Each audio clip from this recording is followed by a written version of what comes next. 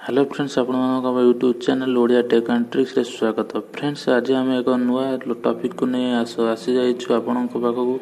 Friends, आज जो topic रही रेडमी 8 मोबाइल विषय रे। फ्रेंड्स, रेडमी 8 मोबाइल जहाँकि आज आम इंडिया रे लॉन्च कर जाइछि। आज आम यार फीचर्स और प्राइस विषय रे कथा हेबा। वीडियो आरंभ करने पूर्व फ्रेंड्स कही रहा चाहे कि फ्रेंड्स जदि आपण आम चैनल नुआ ताहले चैनल को सब्सक्राइब करंतु। सब्सक्राइब कर बेल आइकन को दबाई दिंतु, कारण आमर जहाँ भी अपडेट वीडियो आसो सर्वप्रथम आपण पाक नोटिफिकेशन पहुँच।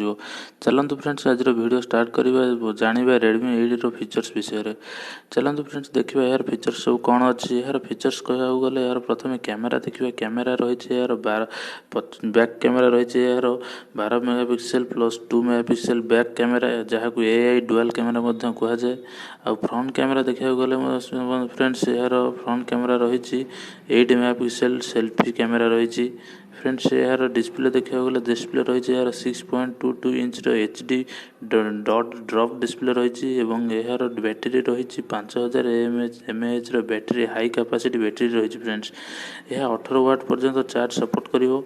यार प्रोसेसर कथा कहवा गले फ्रेंड्स, यार प्रोसेसर रही क्वालकॉम स्नैपड्रैगन 439 रो प्रोसेसर रही। यह फ्रेंड्स यार फीचर्स। एबे जानिबा यार प्राइस यार देखा गले बहुत बढ़िया अच्छी। फ्रेंड्स, आपड़ चाहिए यह किनी पारिबे। यह अमेजन साइट रे आपन को मिल जिवो।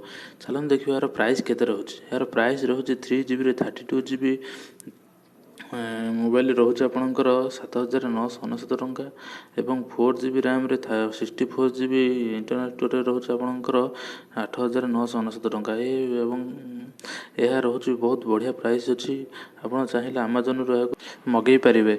मु आपन को अमेजन रो साइट रो लिंक डिस्क्रिप्शन में दे देछि। आपन चाहिए जाइकरी एटी चेक करि पारिबे। फ्रेंड्स, आशा करूछि वीडियोटी भल लागिथिबो। जदि भल लागिथिबो त लाइक करंतु, शेयर करंतु और कमेंट करिकरी कहंतु वीडियोटी केमिति लागिला। जदि आपनकर किछि मन रे क्वेश्चन अछि ताले कमेंट रे भी लिखि दियंतु।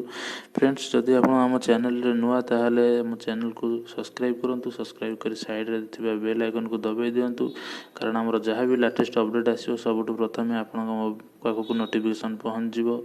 चलंतु फ्रेंड्स, आज एतिकी। देखा पुणी एक नुआ वीडियो रे। से पर्यंत विदाय दियंतु। नमस्कार।